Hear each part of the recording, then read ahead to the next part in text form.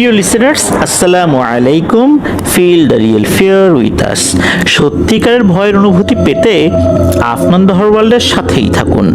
দেশ ও দেশের বাইরে যেখান থেকে আফনান হরর ওয়ার্ল্ডের আজকের হরর নাইটের 121তম এপিসোডের সাথে যুক্ত হচ্ছেন বা পরবর্তীতে হবেন, সকলকে জানাচ্ছি শুভেচ্ছা ও ভালোবাসা। আশা করি সবাই ভালো আছেন, সুস্থ আছেন। আজকের এই এপিসোডে দুটি ঘটনা নিয়ে হাজির হয়েছি। এই দুটি ঘটনা আমরা যাদের কাছ থেকে পেয়েছি, মজার বিষয় হচ্ছে এই দুজনের বাড়ি কিন্তু মাগুরা জেলাতে। প্রথম যে ঘটনাটি শেয়ার করব, এই ঘটনাটি আমরা যার কাছ থেকে পেয়েছি ওনার নাম অনিক। আর দ্বিতীয় যে ঘটনাটি আপনাদের সাথে শেয়ার করব, এই ঘটনাটি যিনি পাঠিয়েছেন তাকে আপনারা মোটামুটি সবাই চেনেন, আমাদের শেখ মিকাইল আহমেদ ভাই। ওনার বাড়ি মাগুরা জেলার মোহাম্মদপুর উপজেলায়, আর অনিক ভাইয়ের বাড়ি মাগুরা জেলার সদর উপজেলায়। তো চলুন ঘটনায় চলে যাবার আগে যে কথাগুলো সবসময় বলি, আমাদের এই চ্যানেলে যে ঘটনাগুলো প্রচারিত হয় আপনাদের কাছ থেকেই পাওয়া, আর আমরা সব সময় আপনাদেরকে সত্য ভয়ের ঘটনাগুলো পাঠাতে বলে থাকি।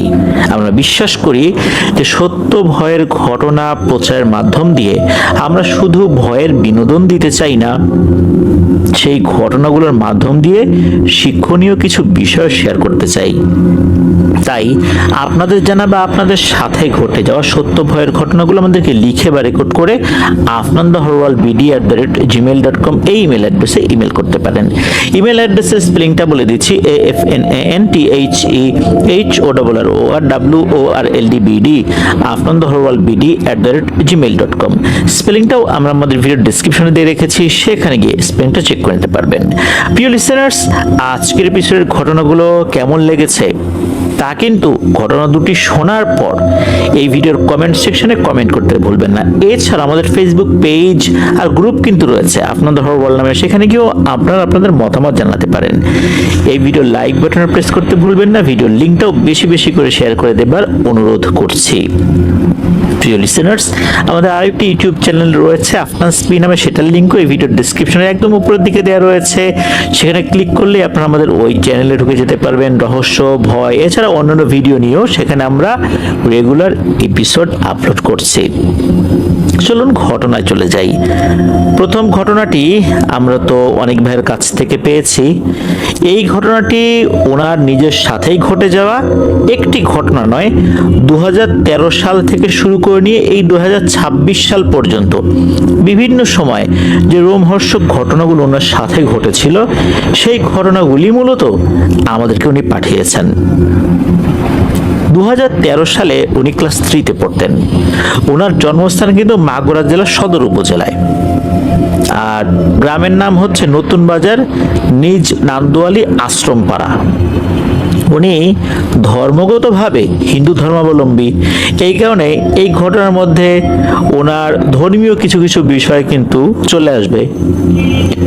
উনি মূলত যখন ক্লাস 3-তে পড়েন তখন উনি নানা বাড়িতে থেকে লেখাপড়া করতেন।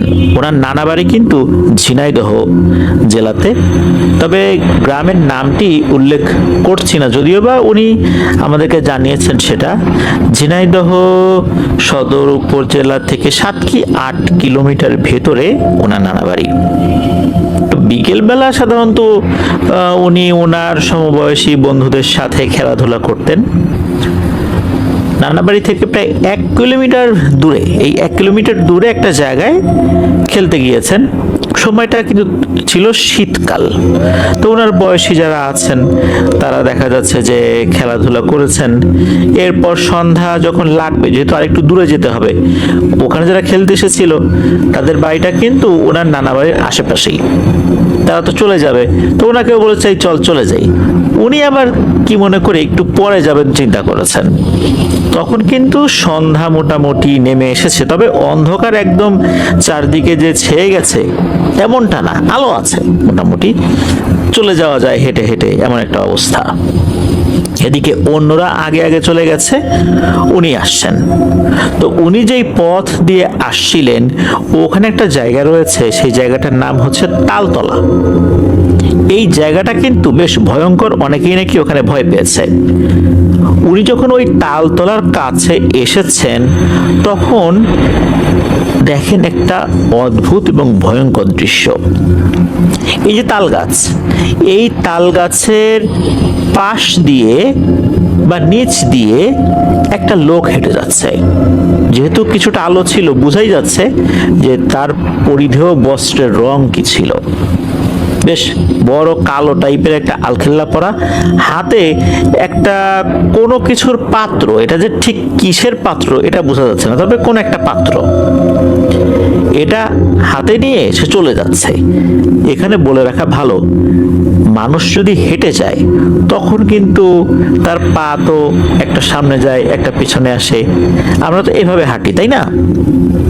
ডান পা যদি সামনে দেই, বাম পা তো তার জায়গায় থাকে, আবার বাম পা সামনে দিলে ডান পা তার জায়গায় থাকে। এভাবেই তো আমরা হাঁটি। আর হাঁটার সাথে সাথে তো আমাদের বডিটাও নড়াচড়া করে, হাত নড়াচড়া করে। কিন্তু এই অনেক ভাই দেখছেন যে এই জিনিসটা যে যাচ্ছে, মনে হচ্ছে তার পায়ের নিচে চাকা জাতীয় কিছু লাগানো। সে ভেসে ভেসে যাচ্ছে, কিন্তু তার পা কিন্তু মাটির সাথেই লাগানো। এমন না যে সে মাটির থেকে বেশ কিছুটা উপরে শূন্য অবস্থান করছে, এমন না। সে এভাবে যাচ্ছে।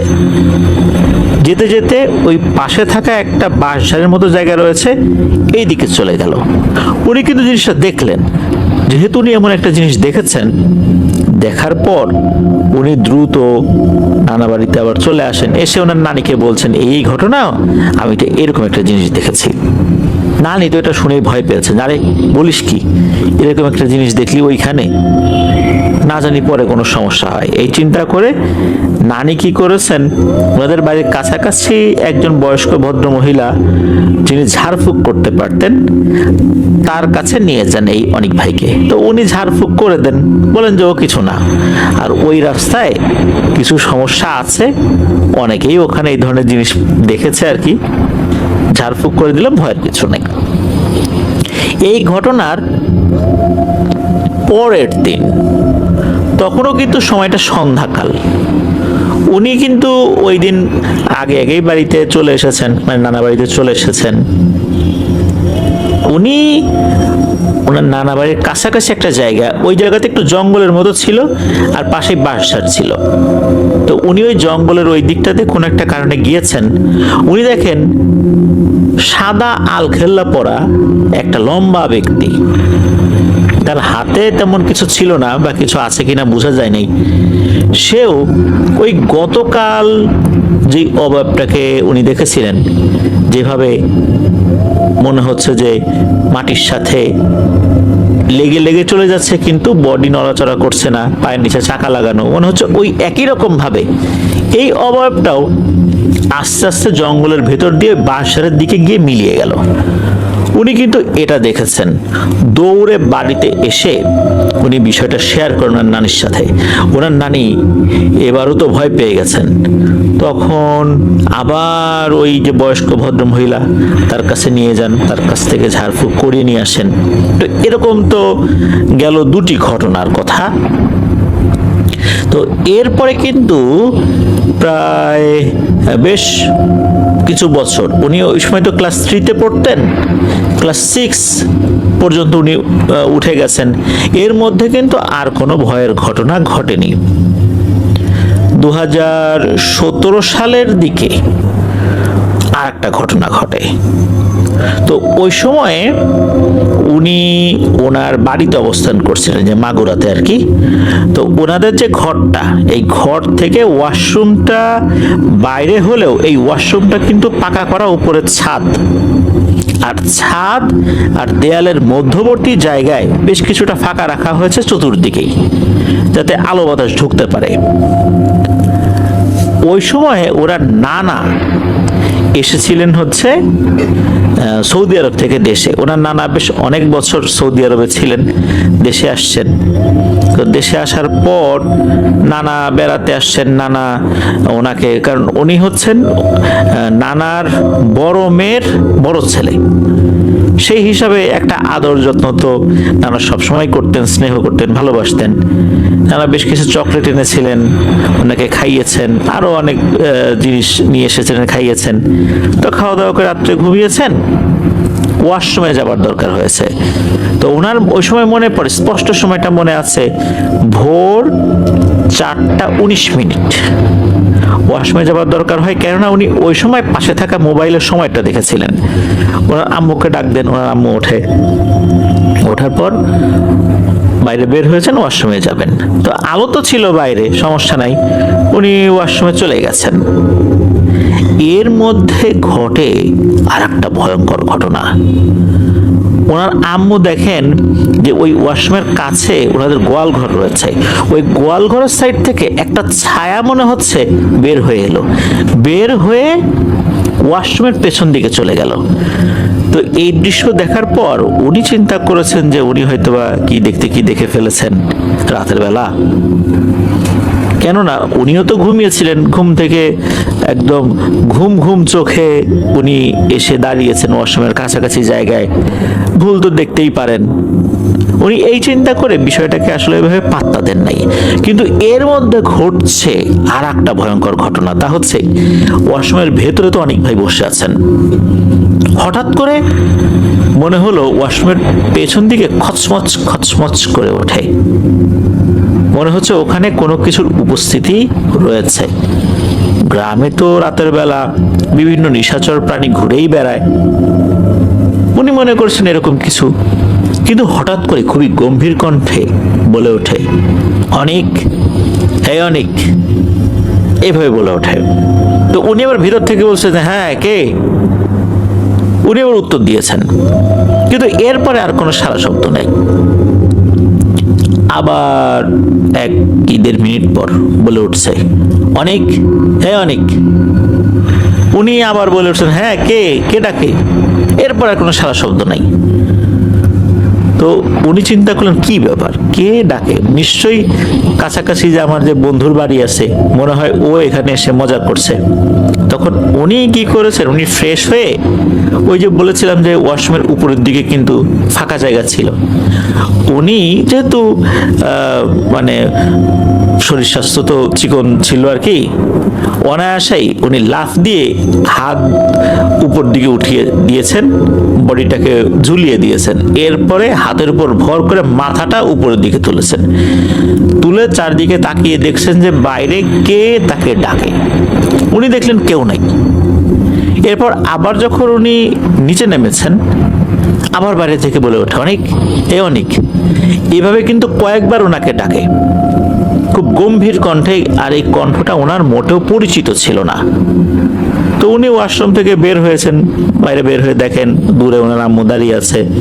পরে ওনার আম্মুর সাথে উনি ঘরে এসে বলছেন যে কে যেন আমাকে ডাকলো অনেক বলে, কিন্তু আমি তো খুঁজে কাউকে পাইলাম না, আর কণ্ঠটা অপরিচিত, বেশ গম্ভীর কণ্ঠ। তো ওই সময় ওনার আম্মু কিছু বলেন নাই। পরদিন সকালবেলা ওনার আম্মু বলেছিলেন যে উনি গোয়াল ঘরের পাশ থেকে একটা ছায়া মূর্তিকে বের হতে দেখেছেন, বেশ লম্বা একটা ছায়া মূর্তি ওয়াশরুমের পেছন দিকে চলে গেল। কিন্তু এই যে অনেক ভাইকে ডাকাডাকি করলো, এই ডাক কিন্তু আবার অনেক ভাইয়ের আম্মু শুনতে পান নাই। আর ওই সময় এই বিষয়টা বললে অনেক ভাই ভয় পেতে পারেন, যার কারণে অনেক ভাইয়ের আম্মু রাতের বেলা অনেক ভাইকে বিষয়টা বলেননি, সকালবেলা বলেছেন। তো এই তো গেল একটা ঘটনা। তো এরপরে দেখা গেল যে বেশ আরো কয়েক বছর চলে গেল, এর মধ্যে আর তেমন কোনো ঘটনা ঘটেনি। তো উনি এসএসসি পরীক্ষা দিয়ে চলে আসেন হচ্ছে ফরিদপুরে ওনাদের এক আত্মীয় বাড়ির এখানে থেকে উনি লেখাপড়া করছিলেন। ওনার আত্মীয় বাড়ি যেটা, সেটা হচ্ছে ফরিদপুরের শিবরামপুর এলাকায়। ওখানে থেকে উনি লেখাপড়া করছিলেন। আর ফরিদপুরের যে ইয়াসিন কলেজ আছে, সরকারি ইয়াসিন কলেজ, সেখানে উনি অধ্যয়নরত ছিলেন। ওই যখন ফার্স্ট ইয়ারে ভর্তি হয়েছেন, তো তখন তো বিভিন্ন সময় তো পরীক্ষা পড়ে। আর ওই সময় ওনাদের এলাকা থেকেও কিন্তু বেশ কিছু ছেলেরাও ওই প্রতিষ্ঠানে এসে ভর্তি হয়েছিল। তো উনি তো একদিন হয়েছে কি পরীক্ষা, কোন একটা পরীক্ষা আর কি, তো পরীক্ষা দিচ্ছেন। পরীক্ষাটার যে সময়টা ছিল 2টো থেকে 5টা পর্যন্ত, অর্থাৎ দুপুর 2টায় শুরু হবে, বিকাল 5টায় শেষ হবে। 5টায় যখন শেষ হয় তখন তো উনি আবার এই শিবরামপুরের দিকে চলে আসবেন। তখন তো এই অটো জাতীয় যেই গাড়িগুলো আছে, গাড়িগুলোতেই আসতে হবে আর কি। তো উনি আসছেন, আস্তে আস্তে দেখা গেল যে সন্ধ্যা হয়ে গেছে। তো উনি যে যাবেন ওনার এই আত্মীয়ের বাড়িতে, ওখান থেকে কিন্তু রিক্সাতেই চলে যাওয়া যায়। উনি চিন্তা করলেন যে এটুকু পথ হেঁটেই চলে যাই। তো উনি যেই পথ দিয়ে যাবেন ওখানে জঙ্গলের মতো একটা জায়গা রয়েছে। যখন উনি ওই পথ দিয়ে যাচ্ছেন তখন কিন্তু সন্ধ্যা হয়ে গেছে বলতে মাগরিবের নামাজও হয়ে গেছে, চারদিকে মোটামুটি অন্ধকারই বলা চলে। আকাশের দিকে তাকালে হালকা একটু আলোক ছটা দেখা যায় বটে, কিন্তু সেই আলোতে চারদিকে যে আলোকিত এরকমটা না। তো উনি যাচ্ছেন, জঙ্গলের পাশ দিয়ে যাচ্ছেন, হঠাৎ করে ওনার কাছে মনে হলো পেছন থেকে কেউ ওনার চুল টানার চেষ্টা করছে। উনি আবার ওই সময় ঘাড়ের দিকে একটু চুল বড় রাখতেন, একটু বাবরি টাইপের চুল রাখার চেষ্টা করতেন আর কি, তবে চুলটা কিন্তু বড় ছিল না ওই রকম। তো ওনার কাছে মনে হচ্ছে যে পেছন থেকে কেউ ওনার চুল টানার চেষ্টা করছে, চুল ধরছেও। ধরার পরে মনে হচ্ছে যে মুঠ দিয়ে মানে মুঠি করে যে ধরবে চুল, এটা পারছে না। উনি তো বুঝতে পারছেন ঝামেলাটা কি হয়েছে, কেননা পেছনে কেউ আছে এই অনুভূতিটা ওনার কাছে কিন্তু হচ্ছিল। আর ওই সময় ওই জায়গাটা খুবই নির্জন ছিল, আশেপাশে কোনো লোকজন ছিল না। তখন তো আর রাত না ওরকম, তারপরও ওই সময় লোকজন ছিল না। ওনার চুল ধরার বারবার চেষ্টা করছে, মাঝে মাঝে মনে হচ্ছে ওনার একটা চুল ধরছে। একটা চুল যদি ধরে কেউ পেছন থেকে টান দেয় তখন কিন্তু একটা অনুভূতি হয়, এই অনুভূতিটাও কিন্তু ওনার হচ্ছিল। উনি দ্রুত হাঁটা শুরু করেছেন। তো উনি যে হাঁটছেন, হাঁটতে হাঁটতে একটা জায়গা আছে, ওখানে একটা মহিলা মাদ্রাসা আছে, ওইখানে আবার আলো আছে। উনি চিন্তা করছেন যে ওই আলোর দিকে যাই। তো মহিলা মাদ্রাসার কাছাকাছি চলে এসেছেন, এমন সময় দেখতে পান ওনার এক বন্ধু আসছে হেঁটে হেঁটে। তখন ওনার বন্ধু ওনাকে দেখে বলে যে কি ব্যাপার অনেক, তুই এত রাত্রে, এত রাত তো না, মানে এই সময় একা একা আসছিস। তখন এই অনেক ভাই বলছেন যে জানিস, এই যে মাত্র এরকম একটা ঘটনা ঘটছে, আবার চুল ধরে টানাটানি করার চেষ্টা করছিল। তখন ওনার বন্ধু বলেন যে আসলে রাতের বেলা বা সন্ধ্যার পরে এই দিক দিয়ে কেউ হেঁটে আসতে চায় না, অনেকটা ঘুরে আসতে চায়। হয়তোবা মাত্র সন্ধ্যা হয়েছে, মাত্র রাত নেমেছে, এই জন্য তুই আসছিস, কিন্তু এরপরেও খেয়াল কর, আমি কিন্তু তুই যে পথ দিয়ে আসছিস ওই পথ দিয়ে আসিনি, আমি এইখান থেকে অন্য দিক দিয়ে ঘুরে যাব। এইখানে বেশ কিছু বছর আগে একজন বয়স্ক লোক আত্মহত্যা করে, এরপর থেকেই এই ধরনের সমস্যা শুরু হয়েছে। কে যেন চুল ধরে টানাটানি করার চেষ্টা করে, তারপর আরো বিভিন্ন ধরনের কিছু কিছু সমস্যা করার চেষ্টা করে, এরকম এটা হচ্ছে। তো এই জিনিসটা কিন্তু ওনার বন্ধু বললেন। তো এই তো গেল একটা ঘটনা। এই ঘটনার প্রায় 1 বছর পর, এর মধ্যে কিন্তু উনি হাঁটা চলা করছেন ওই দিক দিয়ে, আর তেমন কিছু সমস্যা হয় নাই। 1 বছর পর ওই একই আত্মীয়ের বাড়িতে আর কি, উনি সন্ধ্যা না, বেশ রাত বলতে তখন হয়তো এশার আজান হয়ে গেছে, নামাজও হয়ে গেছে, এমন একটা সময়। ওই সময় তো ওখানে ওয়াইফাই ছিল না, উনি এমবি কার্ড কিনতেন। এমবি কার্ড যেটা পাওয়া যেত, মোবাইল অপারেটররা বিভিন্ন ধরনের কার্ড, বিশেষ করে যেই কার্ডটা রিচার্জ করলে এমবি চলে আসে। তো উনি এমবি কার্ড কেনার জন্য বাইরে বেরিয়েছেন, চিন্তা করলেন যে এমবি কার্ড কিনে নিয়ে আসি। মোবাইলের ডেটা শেষ হয়ে গেছে। তো উনি যখন বের হয়েছেন, বের হবার পর উনি মোটামুটি যে পথ দিয়ে যাচ্ছেন এটা কিন্তু পাকা রাস্তা, হাঁটছেন কিন্তু পাকা রাস্তা দিয়ে। তো এমবি ক্যাট কেনার পর যখন ফেরত আসছেন, ওই রাস্তার পাশে কিন্তু বাঁশঝাড় রয়েছে। হঠাৎ করে ওনার কাছে মনে হলো যে এই বাঁশঝাড়ের যে কঞ্চিগুলো আছে এর উপর দিয়ে কেউ হেঁটে হেঁটে আসছে। আসলে বাঁশঝাড়ের যে কঞ্চি, এখানে কিন্তু কোনো বানরের পক্ষেও লাফালাফি করে এক জায়গা থেকে আরেক জায়গায় যাওয়াটা বেশ কঠিন, কারণ কঞ্চিগুলো জালের মতো বিস্তৃত থাকে। এর ফাঁক ফোকর দিয়ে কিন্তু পাখিও উঠতে গেলে আটকে নিচে পড়ে যায়, আহত হয়। সেখানে কারো পক্ষে হেঁটে এক জায়গা থেকে আরেক জায়গা যাওয়া বা এগিয়ে যাওয়া তো সম্ভব ওভাবে হয় না। তো উনি ফিল করছেন যে এরকম কেউ একজন হেঁটে যাচ্ছে। তখন উনি কি করছেন, ওনার চোখটা একটু বাঁকা করে, মানে আর চোখে দেখার চেষ্টা করছেন যে জিনিসটা আসলে কি। তো উনি দেখতে পেলেন যে আসলেই বাঁশের কঞ্চির উপর দিয়ে হেঁটে হেঁটে একটা জিনিস, মনে হচ্ছে জিনিসটা কালো কুচকুচে, উচ্চতা মানুষের মতোই মনে হবে, তবে এই জিনিসটাও একদম বাঁকা চোখে ওনার দিকে তাকিয়ে আছে। মানে উনিও আট চোখে তাকিয়ে আছেন, আর ওই জিনিসটাও আট চোখে ওনাকে দেখছে। আর ওই জিনিসটার চোখ দুটো লাল টকটকে আর লাইটের মতো জ্বলছে। তো উনি যখন এটা দেখলেন, উনি আবার চোখটা সরিয়ে ফেলেন, ভয় পেয়েছেন মারাত্মক। দ্রুত উনি ওই বাড়িতে ফেরত আসলেন। এরপরে এসে তো জিজ্ঞেস করছেন যে এখানে কি কোনো সমস্যা টমস্যা নতুন করে তৈরি হয়েছে কিনা, এরকম একটা জিনিস দেখলাম, 1 বছর হয়ে গেল আর কোনো সমস্যা হলো না। তখন একটা বিষয় জানা গেল, তা হচ্ছে এই যে বাঁশঝাড়টা, এই বাঁশঝাড়ের এখানে একটা দুষ্টু পিশাচ বসবাস করে। এর কাজই হচ্ছে মানুষকে বিরক্ত করা। মানুষ রাতের বেলা ওদিক দিয়ে হেঁটে গেলেই সে বিরক্ত করবে, মানে করবেই, এটা তার একটা বদ অভ্যাস হয়ে গেছে। তো এটা উনি শুনলেন আর কি। এরপরেও আরো বেশ কিছু বছর কেটে গেল, উনি তো আবার নিজ এলাকায় ফেরত আসছেন ইন্টারমিডিয়েট পাশ করার পর।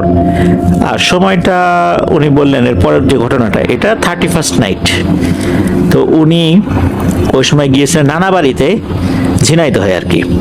তো ওখানে থাকা ওনার বন্ধুদের সাথে রাতের বেলা পিকনিক করবেন। তো পিকনিক হয় রাত 1টার দিকে, খাওয়া দাওয়া শেষ করে উনি আবার ওনার নানা বাড়িতে ফেরত আসবেন। তো উনি যেই পথ দিয়ে ফেরত আসবেন, এই পথের প্রথমে পরে একটা মেহগুনি বাগান, এরপরে দেখা যাচ্ছে যে বাঁশঝাড় রয়েছে, পুকুর রয়েছে, শ্মশান রয়েছে। শ্মশানের ওখানে আবার তাদের দুটো কবর রয়েছে, অর্থাৎ হিন্দু ধর্মাবলম্বীদের মধ্যে অনেকের কবর হয়, সমাধি অনেকে বলে আর কি। তো এরকম কবর রয়েছে দুটো। তো ওই দিক দিয়ে ওনাকে আসতে হবে। তো ওই দিক দিয়ে উনি যখন আসছিলেন, ওই পথে কিন্তু একটা তেঁতুল গাছও আছে। ওইটা পার করার পর যখন তেঁতুল গাছের কাছাকাছি উনি আসছেন, উনি দেখতে পান ওই তেঁতুল গাছের নিচ দিকে একটা ডাল রয়েছে। ওই ডালের উপরে সাদা শাড়ি পরা একটা অবয়ব বসে আছে এবং তার 2 পা দুলাচ্ছে। চেহারাটা বোঝা যাচ্ছে না, তবে বোঝা যাচ্ছে এতটুকুই যে এটা বেশ বয়স্ক। আর মাথার চুলগুলো যে সাদা, এই চুলগুলো মনে হচ্ছে আলো ছড়াচ্ছে, এরকম মনে হচ্ছে। এটা যখন উনি দেখেছেন, উনি কি সামনের দিকে যাবেন না পেছন দিকে যাবেন এটা বুঝতে পারছেন না। কি একটা বিপদ। আর ওই জিনিসটা কিন্তু ওভাবেই আছে, তার দিকেও তাকাচ্ছে না, সে ওইভাবেই বসে আছে আর পা দুলাচ্ছে। তখন অনেক ভাই যেটা করেন সেটা হচ্ছে ওনার বন্ধুদেরকে ফোন দেন, কারণ তারা তো ওখানেই আছে, গল্প গুজব করছে। উনি না হয় চলে আসছেন আর কি আগে আগে। এদের মধ্যে একজন আবার এগিয়ে আসে। উনি কিন্তু ফোনে বলেছেন যে এরকম এরকম বিষয়, আমি তো সামনে যেতে পারতেছি না, পিছনেও আসতে পারতেছি না, তোরা একটু কেউ আয়, আমাকে একটু এগিয়ে দিয়ে আয়। তো একজন আসে, আসার পর দেখা যায় ওখানে কিছু নাই। এরপরে বেশ কিছুটা পথ ওনাকে এগিয়ে দিয়ে ওনার ওই বন্ধু আবার ব্যাক করে আগের জায়গাতে। তো সে ঠিকঠাক মতো চলে আসলেও উনি যখন ওখান থেকে আরেকটু সামনের দিকে এগিয়েছেন, তখন ওইখানে একটা পুকুর রয়েছে। ওই পুকুরের পাড় মানে ঘেঁষে যখন উনি হেঁটে যাচ্ছেন নানা বাড়ির দিকে, হঠাৎ করে দেখতে পান যে পুকুরের পাড়ের পাশে যে পুকুরের পানি রয়েছে, এই পানিতে কোনো একটা অবয়বের প্রতিচ্ছবি দেখা যাচ্ছে। উনি কি মনে করে দিকে তাকিয়েছেন, উনি দেখতে পান যে মনে হচ্ছে ওই অবয়বটা ওনার পাশাপাশি ভেসে ভেসে আসছে। ওই যে সাদা শাড়ি পরা, চুলগুলো সাদা, আলোক রশ্মি ছড়াচ্ছে, কিন্তু চেহারা ভালো করে বোঝা যাচ্ছে না। যখনই এটা উনি দেখেছেন, মারাত্মক ভয় পেয়েছেন। উনি এবার দিয়েছেন ঝেড়ে এক দৌড়। দৌড়ে উনি ওনার নানা বাড়ির কাছাকাছি চলে আসছেন। একদম নানা বাড়িতে ঢোকার আগে কিন্তু বেশ কিছু কলা গাছ রয়েছে। কলা গাছের ওখানে এসে উনি একটু দৌড় থামিয়ে দেন বলতে গতিটা কমিয়ে দেন আর কি। এরপর হচ্ছে উনি ওনার নানা বাড়িতে ঢুকবেন। এমন সময় ওনার কাছে মনে হলো এই যে কলা গাছগুলো আছে, কোনো একটা কলা গাছের আড়ালে ওই অবয়বটা দাঁড়িয়ে আছে। মাথাটা একটু বের করে রেখেছে, এক চোখ বের করেছে, মাথাটা একটু কাত করে। মাথাটা যখন কাত করেছে তখন তার সাদা চুলগুলো কিন্তু এক পাশে দেখা যাচ্ছে। মনে হচ্ছে ওই জিনিসটা হাসাহাসি করছে, মানে হি হি হি হি করে খুব মৃদু স্বরে হাসছে। এটা দেখার সাথে সাথে উনি তো প্রচন্ড জোরে এক চিৎকার দিয়ে নানা বাড়ির ভিতরে ঢুকে গিয়েছেন। তো ওনার চিৎকারে নানা বাড়ির লোকজন তো উঠে পড়েছে। নানি বলছে, এই কি হয়েছে রে, চিৎকার দিলি কেন? তখন উনি বলেন যে এরকম এরকম ঘটনা, আমি এই একটা জিনিস দেখছি। তখন ওনার নানি ওই সময় সান্ত্বনা দেন, আরে ও কিছু না, মনে হয় যে কলা গাছের যে শুকনো পাতা থাকে এগুলো তো ঝুলতে থাকে, মনে হচ্ছে বাতাসে এগুলো নড়াচড়া করছিল, তুই এটা দেখেছিস। মানে এইভাবে ওনাকে একটা সান্ত্বনা দেওয়া হয়।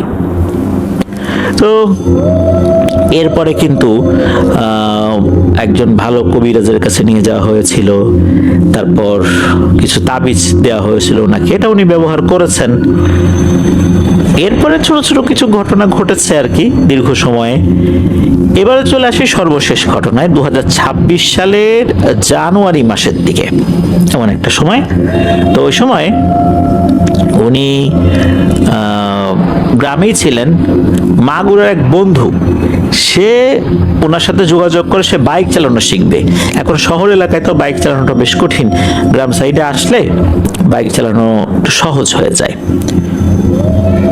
তখন উনিও চিন্তা করলেন, ঠিক আছে, তার বন্ধুকে উনি বাইক চালানো শেখাবেন। এখন দিনের বেলা তো রাস্তাতে অনেক গাড়ি থাকে, মানুষজনের চলাচল থাকে। একজন নতুন ব্যক্তিকে বাইক চালানো শেখাতে গেলে কখন কার সাথে দুর্ঘটনা ঘটিয়ে দেবে তার তো কোনো ঠিক ঠিকানা নাই। এই জন্য রাতের বেলা ওনাকে বাইক শেখানোর জন্য বের হয়েছেন। উনিও চলে আসছেন দিনের বেলাতেই।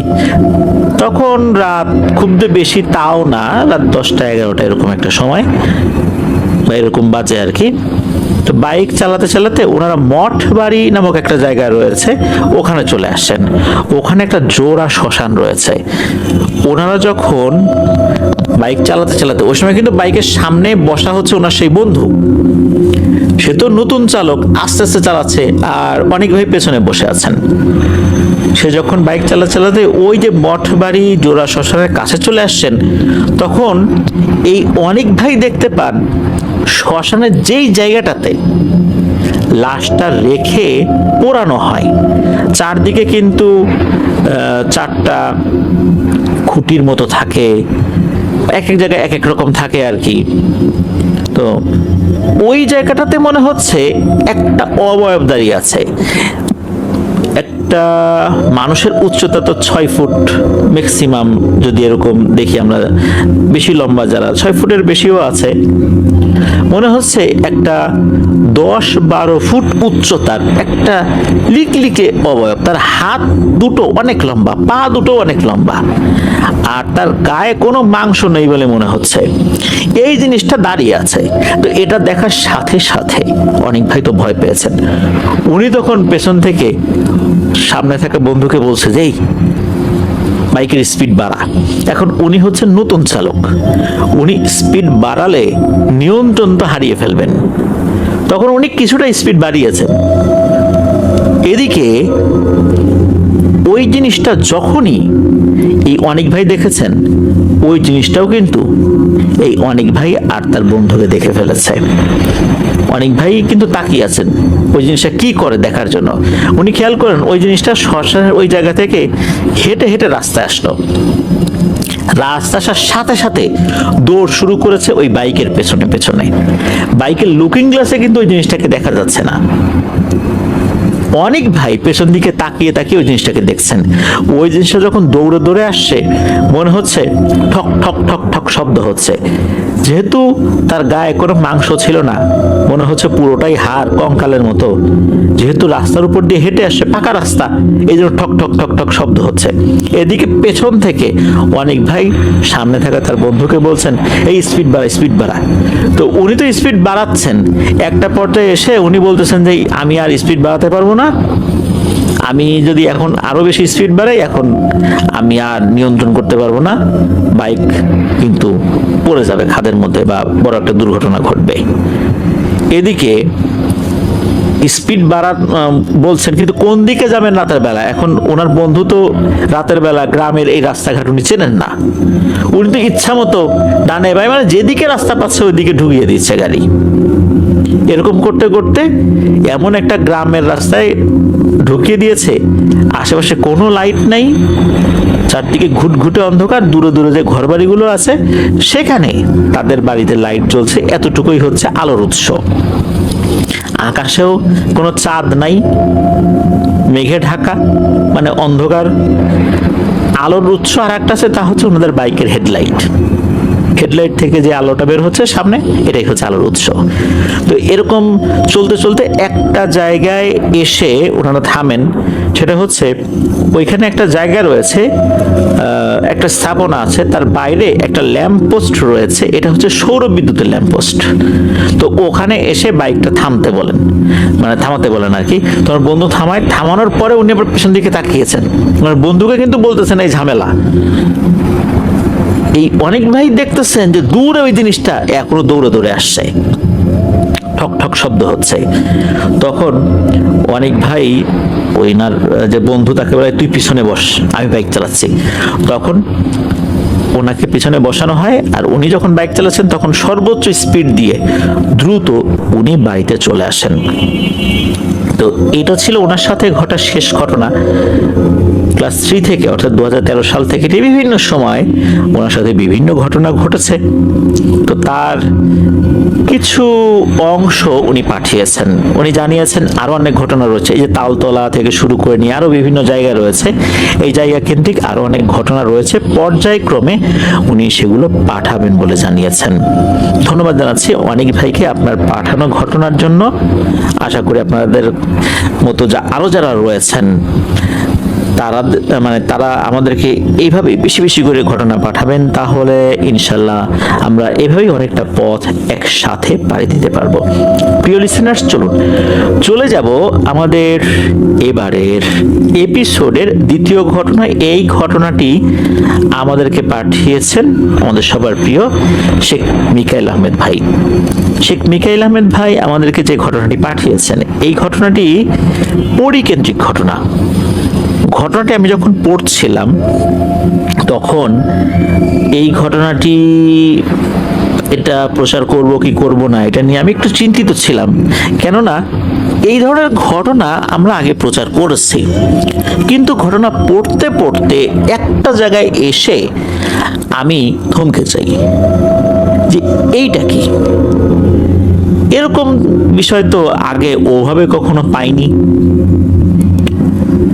এরপর চিন্তা করলাম যে এই ঘটনাটি নিশ্চয়ই আমাদের লিসেনাররাও দারুণ দারুণ করে আসলে এনজয় করবেন, আমি আশা করব। ভৌতিক এনজয় যেটাকে বলি আর কি আমরা, ভয়ের আনন্দ। তো চলুন ঘটনা শুরু করছি। মিকাইল আহমেদ ভাই, ওনার বাড়ি তো মাগুরা জেলার মোহাম্মদপুর উপজেলার শ্যামনগরে। এটা তো আমরা বিভিন্ন সময় শেয়ার করি আর কি ওনার ঠিকানাটা। আর উনি ঢাকার একটি নামকরা পত্রিকায় চাকরি করছেন। উনি যখন যশোর স্কুলে লেখাপড়া করতেন 2010 সালের দিকে, ওনার এক বন্ধু, তার নাম হচ্ছে হাবিব, তার আপন চাচাতো মামার সাথে একটি ঘটনা ঘটেছিল। একটি পরি রিলেটেড ঘটনা, এটা 80-র দশকের মধ্যবর্তী সময় বা শেষ দিকে হতে পারে বলে অনুমান করা হয়, এক্সাক্ট সালটা বলা মুশকিল। তো যখন উনি যশোরে লেখাপড়া করতেন পড়াশোনার সুবাদে, তখন ওনার এই বন্ধু হাবিব ওনাকে কথায় কথায় অল্প করে বলেছিল যে ওনার মামার সাথে একটা পরীর ঘটনা আছে। তখন অবশ্য মিকাইল ভাই আগ্রহ করে সেটা শোনেন নাই। কিছুদিন আগে ফেসবুক চালাতে চালাতে ওনার এই ফ্রেন্ডকে পেয়ে যান, তখন ওনার সাথে আবার যোগাযোগ করেন, এরপর ঘটনাটি উনি সংগ্রহ করেন, তারপর আমাদেরকে পাঠান। তবে এই ঘটনার মধ্যে বেশ কিছু রহস্যময় বিষয় রয়েছে যা অমীমাংসিত।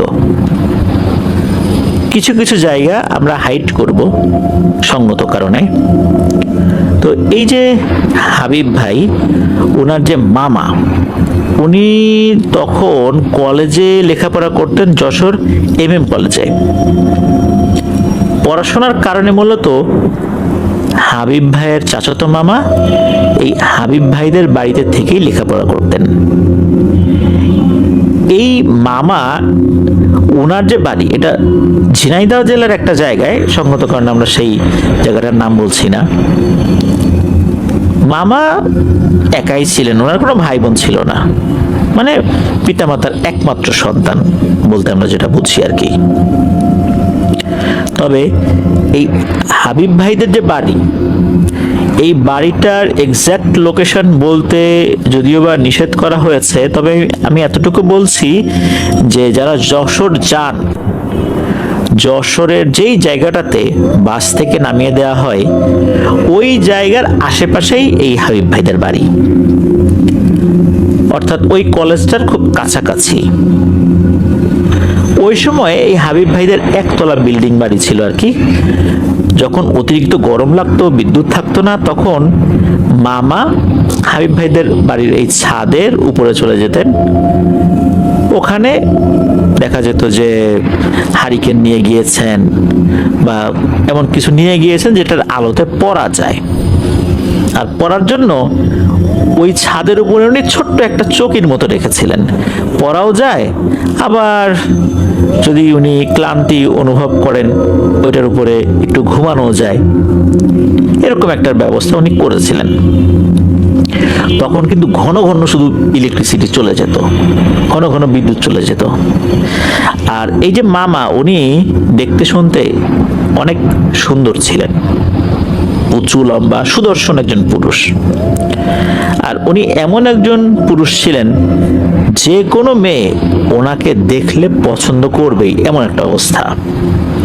উনি যদিও বা প্র্যাকটিসিং মুসলিম ছিলেন না, নামাজ পড়তেন মাঝে মাঝে, তবে ওনার সততা, সত্যবাদিতা, এই জিনিসগুলো কিন্তু উল্লেখ করার মতো।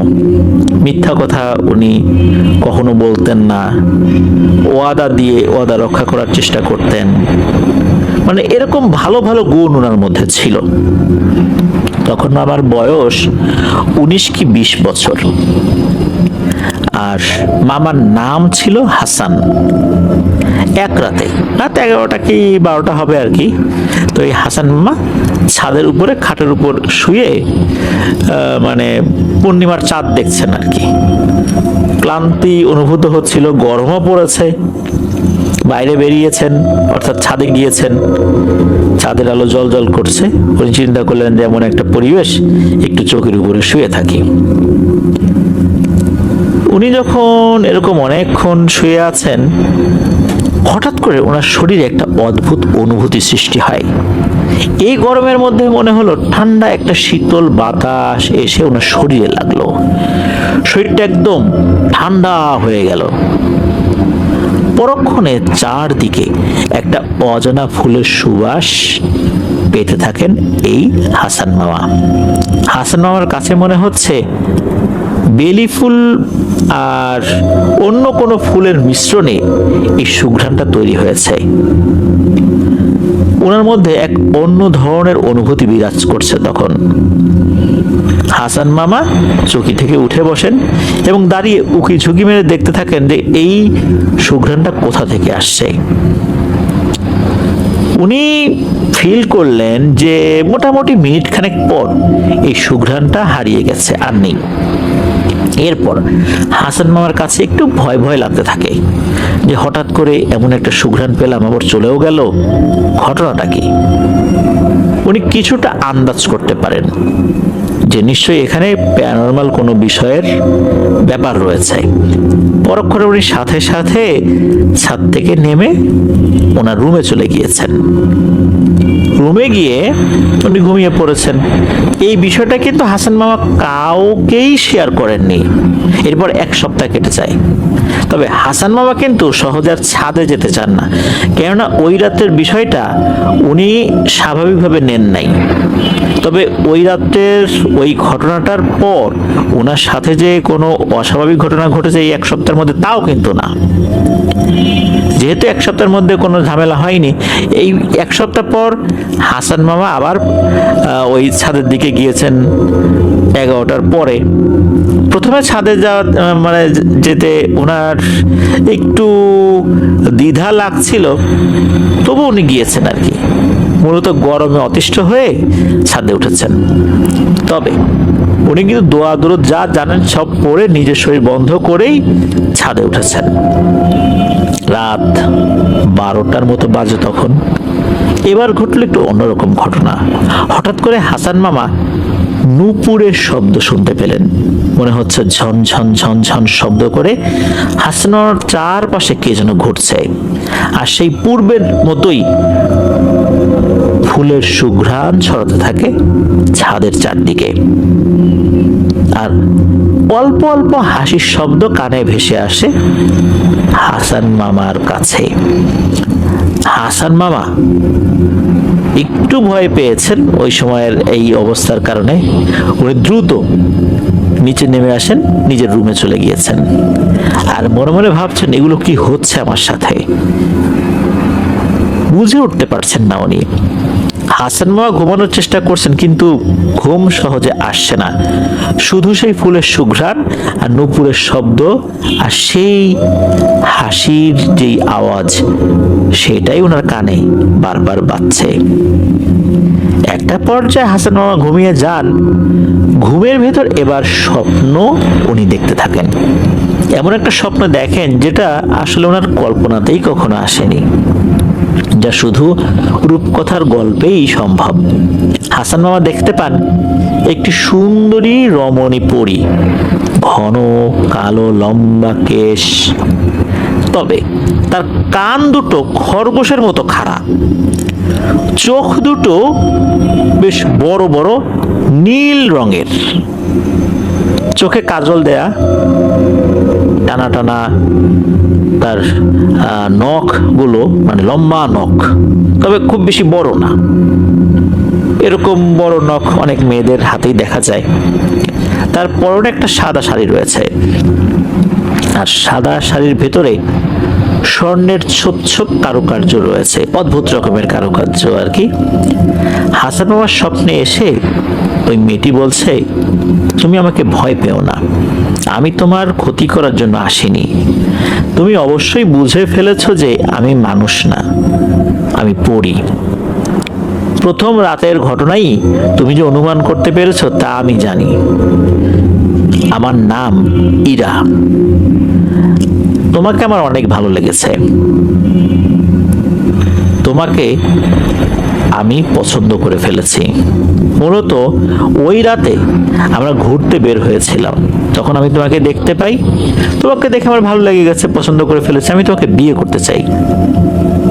তাই বিভিন্ন রকমের ফুলের সুঘ্রাণ, নূপুরের আওয়াজ দিয়ে তোমাকে আমার উপস্থিতি জানান দিচ্ছিলাম, যাতে করে তুমি ভয় না পাও। যাই হোক, তোমার সাথে পরবর্তীতে দেখা হবে, কথা হবে। তোমাকে একটা কথা বলে চাই, আগামীকাল যখন তুমি কলেজে যাবে তখন একটা মেয়ে তোমাকে ভালোবাসার প্রস্তাব দেবে। তুমি সেই প্রস্তাব গ্রহণ করবে না, সাথে সাথে তুমি সেই প্রস্তাব প্রত্যাখ্যান করবে, সরাসরি মানা করে দিবে। যদি না করো তাহলে কিন্তু সেই মেয়ে আর তোমার দুজনেরই ক্ষতি হবে, আমি না চাইলেও ক্ষতি হবে। এটা কিন্তু স্বপ্নে হাসান মামা দেখলেন। এরপর কিন্তু ওনার ঘুম ভেঙে যায়। পরদিন যখন উনি কলেজে গিয়েছেন, সত্যি একটা মেয়ে যাকে উনি আসলে এতদিন খেয়ালই করেন নাই ভালো করে, সে ওই একই কলেজে পড়তো, সেই মেয়ে এসে হাসান মামাকে বলছে যে আপনার সাথে আমার কথা আছে কিছু। একটু সাইডে ডেকে নিয়ে সে সরাসরি ভালোবাসার প্রস্তাব দেয়। হাসান মামা তো অবাক হয়ে যায়। স্বপ্নে পরীটা যে কথা বলেছিল সেই কথার সাথে তো এই ঘটনা মিলেই গেল। তবে হাসান মামা পরীর সেই কথাটা তার মনে আসতে থাকে যে মেয়েটার এই প্রস্তাব তো সাথে সাথে নাকচ করে দিতে হবে।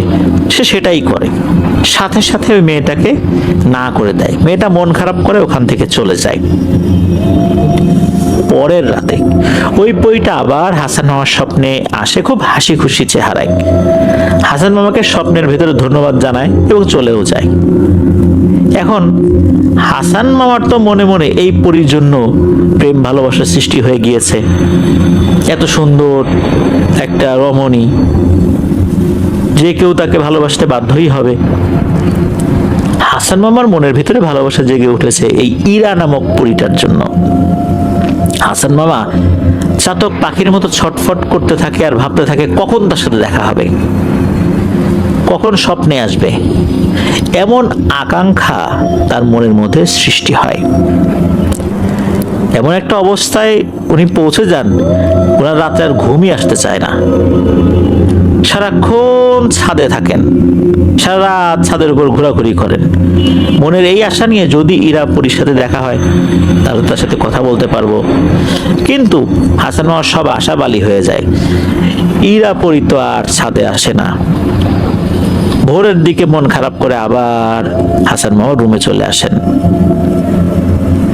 আবার চোখ বন্ধ করলেই ওই ইরাপরি চেহারা তার চোখের সামনে ভাসতে থাকে। এইভাবে কিন্তু কয়েক সপ্তাহ পার হয়ে যায়। এর মধ্যে কিন্তু স্বপ্নেও ইরাপরিকে উনি আর দেখেন নাই, বাস্তবেও দেখেন নাই, তার কোনো উপস্থিতি উনি টের পান নাই। সপ্তাহখানেক পর হাসান মামার স্বপ্নে আবার ওই ইরাপরিটি আসে, এসে বলে, শোনো হাসান, আগামীকাল রাত 2টোর সময় তুমি ছাদে আসবে, তোমার সাথে আমার অনেক কথা আছে। এর পরপরই হাসান মামার ঘুম ভেঙে যায়। তখন বুঝতে পারেন যে ইরাপরিটা আসলেই কোনো মেসেজ দিয়ে গিয়েছে। ওই রাতে তো আর ঘুম হয় না, কখন দিন আসবে, আবার দিন পার হবে, রাত আসবে, আবার রাত 2টো বাজবে। পরের দিন রাত 2টো বাজার অনেক আগে থেকেই হাসান মামা ছাদে গিয়ে বসে থাকে আর অপেক্ষা করতে থাকে কখন সে আসবে। একটা পর্যায়ে সেই পরিচিত ফুলের সুঘ্রাণ, নুপুরের শব্দ আর ফিস ফিস করে হাসির শব্দ যখন মামার কানে ভেসে আসতে লাগে, তখন হাসান মামা বুঝতে পারেন যে হ্যাঁ, ইরাপরি তার উপস্থিতি জানান দিচ্ছে তাকে। হাসান মামা ভালোবাসার কারণে এতটাই অন্ধ হয়ে গিয়েছিলেন যে কে পরী কে জিন এগুলো চিন্তা ভাবনা করার সময়ই তার ছিল না, তার মাথায় এগুলো কাজই করছিল না। আর ভালোবাসার কারণে ইরাপরিকে দেখেও সে ভয় পেত না আর কি, অনেক সাহসী হয়ে গিয়েছিল হাসান মামা। সেই স্বপ্নে দেখা অভাবের মতোই ইরাপরি হাসান মামার সামনে এসে উপস্থিত হয়। হাসান মামা অবাক হয়ে মুগ্ধ হয়ে ইরাপরির দিকে বাকরুদ্ধ হয়ে বেশ অনেকক্ষণ তাকিয়ে থাকেন আর মনে মনে ভাবতে থাকে যে আমি কি স্বপ্ন দেখছি না সত্যি আমার সামনে উপস্থিত হয়েছে ইরাপরিটা। হঠাৎ করে হাসান মামার ঘোর কাটে ইরাপরির ঠান্ডা শীতল স্পর্শে। ইরাপরি তখন হেসে দেয় এবং মামাকে বলতে থাকে, এখনই যদি আমাকে দেখে অবাক হয়ে যাও তাহলে বাকি জীবন কি করবে শুনি, চলো তোমাকে একটা জায়গায় নিয়ে যাব। তখন হাসান মামা বলেন যে কোথায় যাব? তখন ইরাপরি বলেন, আমাদের দেশে চলো। তখন হাসান মামা বুঝতে পারছেন আসলে কি করবেন। ওইদিকে হাসান মামাকে তখন ইরাপরি বলেন যে তুমি একটা কাজ ভালো করেছো, তুমি আমার এই কথাটা কাউকে বলনি, নিজের ভিতরেই রেখে দিয়েছো। তুমি যে আমাকে কতটা ভালোবাসো এটাই তার প্রমাণ। আর কতটা ভালোবাসো এটাও বোঝার জন্য কয়েক সপ্তাহ তোমার সাথে আমি দেখা করিনি, তোমার মধ্যে কি ধরনের অনুভূতি হয় আমার জন্য, তোমার আকাঙ্ক্ষা কোন দিকে যায়, এটা বোঝার চেষ্টা করছিলাম। তবে আমি সবসময় তোমার আশেপাশেই ছিলাম, তবে তোমাকে বুঝতে দেইনি। এখন বুঝতে পারছি যে তুমি আসলেই আমাকে অনেক ভালোবাসো। তোমাকে এখন পরীর রাজ্যে নিয়ে যাব, আমার মা তোমাকে দেখতে চেয়েছেন। তখন হাসান মামা বলতে থাকেন, কিভাবে নিয়ে যাবে? এরপর ইরা পরী হাসান মামার মুখের উপরে 2 হাত দিয়ে দেন, অর্থাৎ এই 5 আঙ্গুল দুটো এক জায়গা করে মুখের উপর দিয়ে দেন, এবং ইরা পরী বলেন, তুমি চোখটা বন্ধ করে থাকো এবং চুপ করে থাকবা, আমি না বলা পর্যন্ত তুমি কথাও বলবে না, চোখও খুলবে না। তাই হয়, হাসান মামা চোখ বন্ধ করলেন, কথাও বলছেন না। আর যখনই নাকি এই ইরা পরী বলেছে যে কথা না বলতে এবং চোখ না খুলতে, এবং 2 হাত সামনের দিকে ধরেছে তার চোখের উপর, মুখের উপরে, এরপর নাকি রাজ্যের ঘুম এসে এই হাসান মামার চোখে এসে ভর করেছে। ওনার শুধু এতটুকুই অনুভূতি হয়েছিল যে হঠাৎ করেই ওনার কোমরের দুপাশে এবং ঘাড়ের উপরে 3টা হাত চাপ দিয়ে ধরেছে, এতটুকুই। আর মুখের উপর তো ওই যে ইরা পরী 2 হাত দিয়েছে, তবে ওনার এতটুকু অনুভূতি হয়েছে যে মনে হচ্ছে এই 3টা হাত একই ব্যক্তির, মানে এমন অ্যাঙ্গেলে ধরেছে এটা ভিন্ন ব্যক্তির হতে পারে না। যাই হোক, অল্প সময়ের মধ্যেই ওনার ওই ঘোর কেটে যায়। ইরা পরী বলে ওঠে, এবার তুমি চোখ খোলো। হাসান মামা যখন চোখ খুললেন তখন দেখতে পেলেন যে এমন দারুণ একটা পরিবেশ, যেই পরিবেশটা কল্পনাতেই শুধু মানুষ আনতে পারে। সুন্দর সুন্দর ফুলের বাগান, আর যে রাস্তার উপর দিয়ে উনি হেঁটে যাচ্ছেন মনে হচ্ছে রূপার রাস্তা। ইরা পরী একটা সাদা কারুকার্য করা ঘরের ভেতর নিয়ে যায় হাসান মামাকে। ওখানে হাসান মামা গিয়ে দেখেন একজন ভদ্র মহিলা কালো বোরখা পরা, তার চোখ দুটো শুধু দেখা যাচ্ছে, তার হাতেও দেখা যাচ্ছে যে হাত মোজা পরা, পায়ে পা মোজা পরা, শুধু চোখ দুটো দেখা যাচ্ছে। আর এই চোখ দুটো সাধারণ মানুষের মতোই। সামনে অনেকগুলো প্লেট রাখা আছে, সেখানে বিভিন্ন ধরনের খাবার রাখা আছে, ফল মূল মিষ্টি এগুলো রাখা আছে আর কি। তো হাসান মামা প্রথমে এগুলো খেতে যাচ্ছেন না ভয়ে, কিন্তু ক্ষুধাও লেগেছিল মারাত্মক। ক্ষুধার কারণে ওগুলো খেয়েছেন। খাওয়ার পর ওনার কাছে মনে হলো যে এত সুন্দর মিষ্টি ফলমূল আগে কখনো খান নাই। এরপর এই যে ইরা পরীর মা হাসান মামাকে বলতে থাকেন যে, শোনো, তুমি আমার মেয়েকে এখনই বিয়ে করবে, আমরা সব ব্যবস্থা করে রেখেছি। এই কথা শোনার সাথে সাথে হাসান মামা তো দ্বিধায় পড়ে যান।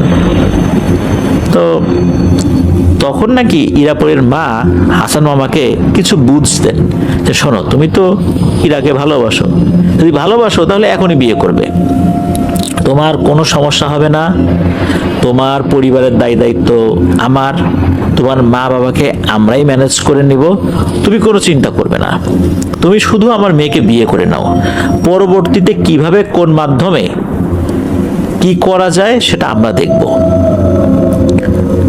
হাসান মামা তো অবাক হয়ে গিয়েছেন যে তারা কেন এত জোর জবরদস্তি করে ইরার সাথে ওনাকে বিয়ে দিচ্ছেন। বিষয়টা আসলে ওনার মাথার মধ্যে আসলেও ভালোবাসায় এতটাই অন্ধ হয়ে গিয়েছিলেন যে উনি তখন যে না বলবেন বা কিছু একটা বলবেন এটা আসলে তার ভিতরে কাজ করছিল না। হাসান মামার সাথে ওখানে ইরা পরীর বিয়ে হয়ে যায়, তবে কোন মাধ্যমে, কিভাবে, কোন পদ্ধতিতে বিয়েটা সম্পন্ন হয়েছিল এই বিষয়টা জানা যায়নি। এরপর নাকি হাসান মামাকে যশোরের ওই বাড়ির, অর্থাৎ এই হাবিব ভাইদের বাড়ির ছাদেই নাকি দিয়ে গিয়েছিল। দিয়ে যাওয়ার পর ইরা পরী বলে গিয়েছিল যে তোমার পরীক্ষা শেষ হওয়ার পর আমি তোমাদের গ্রামের বাড়িতে তোমার সঙ্গে যাব, তোমার সাথে ঘর সংসার শুরু করব, আমাকে দেখলে কেউ বুঝতেই পারবে না যে আমি মানুষ না, তবে তুমি কারো সাথেই এই কথা বলবা না, তোমার মা বাবার সাথেও না, আমি একজন সাধারণ মানুষের মতোই ওখানে থাকবো, মানে তোমার সাথেই বসবাস করব আর কি, আর কাউকে বলবা না যতদিন না পর্যন্ত আমি অনুমতি দেই। তো এভাবে দেখা যাচ্ছে যে একটা কথা হয়ে গেল। কিন্তু এই যে হাসান মামা চলে গিয়েছিলেন, এর মধ্যে নাকি 2 দিন পার হয়ে গিয়েছিল। এই 2 দিন হাসান মামাকে কোথাও খুঁজে না পেয়ে এই যে হাবিব ভাইয়ের যিনি মা বাবা বা ওখানে আরো যারা আছেন তারা কিন্তু অনেক চেষ্টা করেছেন খোঁজার জন্য, থানায় জিডিও করেছিলেন, এরকম ওনাদের জায়গা থেকে যা যা করার দরকার ওনারা সেটা করেছিলেন। যখন উনি আসলেন ওনারা তো জিজ্ঞেস করছেন যে কোথায় গিয়েছিলি, কি হয়েছিল। হাসান মামা কিন্তু আসলে যেহেতু একটু বড় হয়ে গিয়েছেন, নিজের মাথায়ও তো বেশ কিছু বুদ্ধিশুদ্ধি ছিল, উনি ওনার মতো করে বিষয়টা এড়িয়ে যান বা অন্য কোনো একটা কথা বলে দেন। যদিও বা সেই কথায় অন্যরা আসলে সন্তুষ্ট হয়নি, তবুও আসলে এই ঘটনাটা কাকতালীয়ভাবে এখানেই থেমে যায়, এটা নিয়ে আর কেউ ভাবেও নাই। এদিকে পরীক্ষার সময় চলে আসে হাসান মামার। মাঝে মাঝে নাকি ইরা পরি আসতো, কথা বলতো, দেখা করতো, জাস্ট তাদের একটা সম্পর্ক আছে এইটা বোঝানোর জন্য। এরপর যেটা হয়, পরীক্ষার পর উনি নিজের বাড়িতে চলে যান। আর হাসান মামা তো মা বাবার একমাত্র সন্তান, উনি চলে গিয়েছেন। এরপর দেখা গেল যে হাসান মামার যে পরিবার, এই পরিবার থেকে মানে ওনার মা বাবা বলছেন যে দেখ আমার, বিশেষ করে হাসান মামার বাবা, উনি বলছেন যে আমার তো শারীরিক অবস্থা ভালো না, এখন তুই একটা বিয়ে কর। যখন বিয়ের কথা বলা হয় হাসান মামা তখন বলে ওঠেন যে আমি বিয়ে করব না, আমি যশোরে একটা এতিম মেয়েকে বিয়ে করেছি। তখন এই ওনার মা বাবা বলেন যে এতিম মেয়েকে বিয়ে করছিস মানে, আমাদেরকে না জানিয়ে বিয়ে করলি, আচ্ছা যা করছিস তাহলে মেয়েটাকে নিয়ে আয়। তো এক রাতে হাসান মামার ঘরে টোকা পড়ে, দরজা খুলে দেন হাসান মামা। তখন দেখা যাচ্ছে ইরা পরি এসেছে, বলে যে এখন তোমার মা বাবার সাথে আমার পরিচয় করাই দাও, আমাকে সবাই দেখতে পাবে, কোনো সমস্যা নেই। মেয়েটার সাথে যখন মা বাবার একটা পরিচয় ঘটে, মা বাবা তো অবাক হয়ে যান, আরে এত সুন্দর একটা মেয়েকে তুই বিয়ে করছিস, ভালোই হয়েছে। তো এরপর কিন্তু ঘর সংসার চলছে। এদিকে হয় কি যে আশেপাশের আত্মীয় স্বজন যারা আছেন, পাড়ার প্রতিবেশী, তারাও কিন্তু দেখতে আসছেন, তারাও দেখেছেন, কোনো সমস্যা নাই, তারাও দেখেছে এই ইরা পরীকে। তবে উনি আসলে কি নামে ওই সময় ছিলেন এই বিষয়টা অতটা জানা যায়নি আর কি। কোনো ধরনের কোনো অস্বাভাবিকতা আশেপাশে দেখা যাচ্ছিল না। তবে ইরা পরি কিন্তু সবার সামনে যেত না, আসলেই যে সামনে যাবে বিষয়টা এরকম না। এদিকে গ্রামের কিছু দুষ্টু ছেলেপেলেদের কানে রটে যায় যে এই হাসান বিয়ে করেছে, তার স্ত্রী খুবই সুন্দরী। এখন পুরুষদের সামনে কিন্তু সে সচরাচর যায় না, যার কারণে এই দুষ্টু ছেলেগুলো চিন্তা করেছে হাসানের স্ত্রীকে দেখতে হবে। এরকম থাকে না যে অনেক দুষ্টু লোক যারা ওই যদি শুনে যে ওই বাড়িতে একটা সুন্দরী মহিলা আছে, তার চেহারা দেখার জন্য উদ্গ্রীব হয়ে থাকে। তো এরকম চিন্তা করছে রাতের বেলা আমরা যাব, গিয়ে উকি ঝুঁকি দিয়ে দেখার চেষ্টা করব। এরা নাকি রাতের বেলা এসেছিল ওই হাসান ভাইয়ের বা হাসান মামার বাড়ির কাছাকাছি একটা জায়গায় আসছে। আসার পর নাকি কোনো এক অজানা কারণে এমন ঘুম এসেছে, সকালেও দেখা যাচ্ছে এরা ঘুমাচ্ছে। ঘটনা কি, এরা এখানে দলবদ্ধভাবে ঘুমাচ্ছে, পরে ঘুম থেকে ওঠার পর তারা বলেছে যে আসলে এই ব্যাপার, মানে প্রথম দিকে স্বীকার করতে চাইনি, পরবর্তীতে জানা গিয়েছিল আর কি যে এই ঘটনা তারা আসছিল হচ্ছে এই হাসান মামার স্ত্রীকে চুপি চুপি দেখার জন্য। তো যাই হোক, ঘটনা এ পর্যন্তই। এরপর চলছে দিনকাল। এর মধ্যে হাসান মামার ঘর আলো করে একটা পুত্র সন্তানের জন্ম হয়। যখন পুত্র সন্তানের জন্ম হয় পরিবারের সবাই খুশি, কিন্তু এই যে ইরা পরি এ খুশি না, তার মুখ ভার, বেজার হয়ে আছে। হাসান মামা বলছেন কি ব্যাপার, ঘরে পুত্র সন্তানের জন্ম হলো, সবাই খুশি, পাড়া প্রতিবেশী খুশি, তুমি কেন অখুশি? তখন ইরাপরি মুখ ভার করে বলেছিল যে এটা তুমি পরে জানতে পারবে কেন অখুশি। তো এরপর আরো বেশ কিছু দিন কেটে যায়। এই ছেলেটা আস্তে আস্তে অসুস্থ হতে থাকে, মানে ছোট বাচ্চা যেটা, অল্প কিছুদিনের মধ্যেই এই ছেলেটা মারাও যায়। পরিবারের শোকের ছায়া নেমে আসে। তবে এই বাচ্চাটা মারা যাবার পর সবাইকে অবাক করে দিয়ে দেখা গেল এই যে ইরাপরি বেশ খুশি। নিজের সন্তান মারা গেছে কিন্তু সে খুশি। এর কারণটা কি? এটা কিন্তু ওই সময় হাসান মামা বুঝতে পারেননি, এমনকি তার মা বাবাও বুঝতে পারেননি। এর বেশ কিছুদিন পর আবার তাদের ঘর আলো করে একটা কন্যা সন্তানের জন্ম হয়। যখন কন্যা সন্তানের জন্ম হলো, এবার দেখা গেল ইরাপরি বেশ খুশি। সে নিজের মেয়ের যত্ন নিচ্ছে, অথচ এর আগে তার যে পুত্র সন্তান হয়েছিল সেটা কি নিজের বুকের দুধই খাওয়াতে চাইতো না সেই ছেলেকে। এমন একটা অবস্থা, যার কারণেই সে দ্রুত মারা গিয়েছে। এরকম শোনা যায় আর কি, যতটুকু তথ্য পাওয়া যায়। কিন্তু এই কন্যা সন্তানকে সে খুব যত্ন করে রেখে দিচ্ছে, মানে খুব যত্ন করছে। একবার হলো কি, হাসান মামা বাইরে কোনো একটা কাজে গিয়েছেন। কাজ যাওয়ার পর উনি বাড়িতে ফেরত আসছেন। ফেরত আসার পর দেখা গেল যে এই হাসান মামার মা বাবার মুখ চোখ খুব ভার হয়ে আছে। কি ব্যাপার, কি ঘটনা? তখন আমার মা বাবা বলছে যে অনেকক্ষণ হলো তোমার সন্তান আর স্ত্রীকে তো দেখছি না। এই মেয়ে তো বাইরে কোথাও যাইতো না, এত বছরে তো আমরা বাইরে কোথাও, এত বছর বলতে তখন তো 2-2.5 বছর হয়েছে আর কি। এই সময়ের মধ্যে সে বাইরে কোথাও যায়নি, বাইরে কোথাও যেতে দেখিনি, যেতে বললেও যেত না, অথচ তাকে পাওয়া যাচ্ছে না এখন। এর মধ্যে হয়েছে কি যে এই যে হাসান মামার যে পরিবার, তার বাবা তো অসুস্থ ছিল, তার মা বাবা দুজনে কিন্তু সুস্থ হয়ে গিয়েছিল এমনিতেই।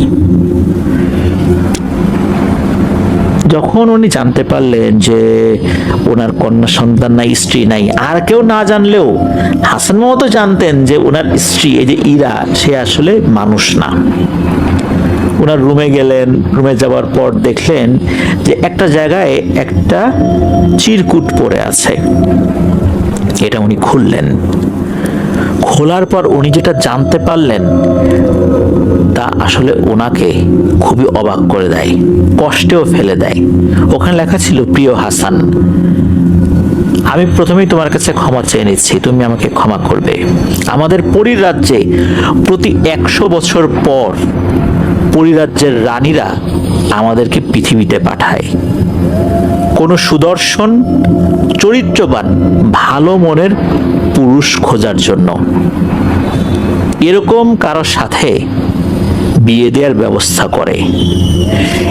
এই বিয়ের পর যদি কন্যা সন্তান হয়, সেই আমাদের পরবর্তী রানী হিসেবে বিবেচিত হয়। আমি মূলত পরিরানীর কথায় বাধ্য হয়ে তোমাকে বিয়ে করেছি, আমার নিজের কোনো ইচ্ছায় বিয়ে করিনি। তুমি যা যা দেখেছ সবকিছুই আমাদের পরিরানীর ইচ্ছাই হয়েছে, আমার তেমন কোনো ইচ্ছাই ছিল না। আর তোমার আমার যে কন্যা সন্তান, এই কন্যা সন্তান আমাদের এই গোত্রের রানী হবে। আর রানী হিসাবে তার যাবতীয় যে কাজকর্ম এগুলো সম্পন্ন হয়েছে। সে যখন বড় হবে সে দায়িত্ব গ্রহণ করবে। আর তুমি আমার কাছে জিজ্ঞেস করেছিলে না যে ছেলে হওয়ার কারণে কেন আমি খুশি হইনি? মূলত আমি জানতাম যে এই ছেলেটা বেশি দিন বাঁচবে না, আর ছেলেটা হবার কারণে তোমার সাথে আরো বেশি দিন আমাকে থাকতে হবে। এই জন্যই মূলত আমি খুব একটা খুশি ছিলাম না। সময় হয়েছে তোমাকে সবকিছু জানানোর জন্য।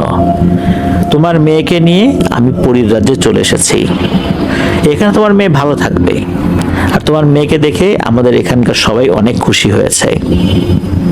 পরবর্তী রানী হিসাবে সে উপযুক্ত বিবেচিত হয়েছে। সে অনেক অলৌকিক ক্ষমতার অধিকারী হবে। তবে তুমি যদি বেঁচে থাকো, প্রতি 10 বছর অন্তর অন্তর তোমার সঙ্গে দেখা করতে আমি আসব এই মেয়েকে নিয়ে। এছাড়া আর দেখা হবে না। এটাই ছিল চিঠির শেষ কথা। এই চিঠিটা পড়ার পর হাসান মামা মানসিকভাবে এতটাই ভেঙে পড়েছিলেন যে উনি দুঃখে কষ্টে উন্মাদ হয়ে গিয়েছিলেন। এতদিন তো উনি এই বিষয়ে কাউকে বলেননি, কারোর সাথে শেয়ার করেননি। এরপর ওনার মা বাবা সহ আশেপাশের সবাই জানতে পারেন ঘটনাটা কি। যারা যারা ইরাপরীকে দেখেছে তারাও অবাক হয়ে যায় যে আমরা একটা পরীকে দেখেছি এভাবে মানুষের বেশে। হাসান মামা কিন্তু এতটা মানসিকভাবে বিপর্যস্ত হয়ে পড়েছিলেন মনের দুঃখে, নিজের সন্তান হারানোর বেদনা, এরপর নিজের স্ত্রী কিভাবে আসলে এক ধরনের অভিনয় করেছে বলতে হবে। উনি কিন্তু এই ঘটনা 3 বছর পর আত্মহত্যা করেছিলেন মনের দুঃখে। এভাবেই হাসান মামার ঘটনার সমাপ্তি ঘটে। আর হাসান মামা হাবিব ভাইয়ের মামা হন। মূলত তার পরিবারের সবাই এই ঘটনা জানেন, তবে স্পেসিফিক ভাবে আমরা কিছু বিষয় বলিনি। যেমন হাসান মামার অরিজিনাল নামটা কি, আমরা হাসান মামা বলছি, এটা মূলত ওনার ছদ্মনাম। তারপর বেশ কিছু বিষয় আমরা আমাদের মতো করে আপনাদের সাথে শেয়ার করার চেষ্টা করেছি, কারণ আসলে অনেক বিষয় শেয়ার করা যায় না, এগুলো করা উচিত নয়। তাহলে দেখা যাচ্ছে অনেকেরই বিরাগ ভাজন হতে হয় আর কি আমাদেরকে। আর একটা বিষয়, পরিজগতে আসলে অনেক ব্যাপার স্যাপার রয়েছে। হাসান মামা যখন গিয়েছিলেন উনি নাকি ওই জগতে শুধু মহিলাদেরকেই দেখেছিলেন, কোনো পুরুষদেরকে দেখেননি। পরবর্তীতে উনি যখন বলেছিলেন এরকমটাই বলেছিলেন আর কি। আর ওনার মেয়েকে যে নিয়ে গেল প্রতি 100 বছর পর পর এরকম একটা ঘটনা ঘটে। আমরা পূর্বে যতগুলো পরীর ঘটনা পেয়েছি এই তথ্য কিন্তু আমরা কোথাও পাইনি। মূলত ঘটনার এই জায়গায় এসে ভিন্ন একটা নাটকীয়তা পেয়েছে ঘটনার এই অংশটা আর কি, যেটা অন্যান্য গতানুগতিক পরীর ঘটনা থেকে এই ঘটনাটাকে পৃথক একটা মর্যাদা দিয়েছে। মূলত এই জায়গাটা আমার কাছে খুবই অদ্ভুত লেগেছে যে আসলেই পরীদের জগৎ থেকে আমাদের জগতের এমন কোন ছেলেকে তারা বেছে নেয় যারা সুদর্শন চরিত্রবান, আর এমন ছেলেদেরকে টার্গেট করে পরীরানী কোন একটা পরীকে তার সাথে বিয়ে দেয়। তাদের যে কন্যা সন্তান হয়, পরবর্তীতে কন্যা সন্তান সহ সেই পরী ওই দেশে চলে যায়। আর যার সাথে বিয়ে হলো এই ছেলেটা মনের দুঃখে একটা বদ্ধ উন্মাদ হয়ে যাবার মতো অবস্থা হয়। কেউ উন্মাদ হয়ে যায়, কেউ হয়তো বা হয় না, চিকিৎসা করে আল্লাহর রহমতে ভালো হয়, কেউ আর স্বাভাবিক থাকে। এক একজনের ক্ষেত্রে এক এক রকম। তবে আসলে ভিন্ন জগতের কারোর সাথে সম্পর্ক স্থাপন করা, বৈবাহিক সম্পর্কে চলে যাওয়া, এটা যে আসলে খুব একটা সুখকর হয় না। অধিকাংশ ঘটনাতেই কিন্তু আমরা এই বিষয়টা জানতে পারি, দেখতে পারি। আল্লাহ আমাদেরকে হেফাজত করুন। আল্লাহ তাআলা হাসান মামার ভুল ত্রুটি ক্ষমা করুন। প্রিয় লিসেনার্স, আপনারা যারা ধৈর্য ধরে আজকের পুরো এপিসোডটি শুনলেন তাদের জন্য রইল অন্তরের অন্তঃস্থল থেকে ভালোবাসা এবং শুভেচ্ছা। যারা ঘটনা পাঠিয়েছেন অনেক ভাই এবং শেখ মিখাইল আহমেদ ভাই, আপনাদেরকেও ধন্যবাদ জানাচ্ছি। আশা করছি আপনাদের কাছ থেকে আরো বেশি বেশি ঘটনা এইভাবেই আমরা পেতে থাকব। প্রিয় লিসেনার্স, ঘটনা দুটি কেমন লেগেছে তা জানিয়ে কিন্তু এই ভিডিওর কমেন্ট সেকশনে কমেন্ট করতে ভুলবেন না। আর ঘটনা সম্পর্কিত রিভিউগুলো কিন্তু আপনারা আমাদের গ্রুপে দিতে পারেন। আমরা অপেক্ষায় থাকবো আপনাদের কাছে ঘটনা দুটি কেমন লেগেছে। আজকের এপিসোড থেকে বিদায় নিব। আগামীকাল মঙ্গলবার আমাদের আফনান্স ইউটিউব চ্যানেলে ফিয়ার উইথ টুয়েসডে এপিসোডে হরর কিছু ঘটনা নিয়ে ইনশাল্লাহ হাজির হচ্ছি। সবাই ভালো থাকবেন, সুস্থ থাকবেন। আমার জন্য দোয়া করবেন, আমার পরিবারের জন্য দোয়া করবেন, আপনাদের জন্য দোয়া রইল, আপনাদের পরিবারের প্রত্যেকের জন্য দোয়া রইল। মহান আল্লাহ সুবহানাহু ওয়া তাআলা আমাদেরকে ভালো রাখুন, সুস্থ রাখুন, নিরাপদে রাখুন, আপনার দহর ওয়ার্ল্ডের সাথে রাখুন। আসসালামু আলাইকুম।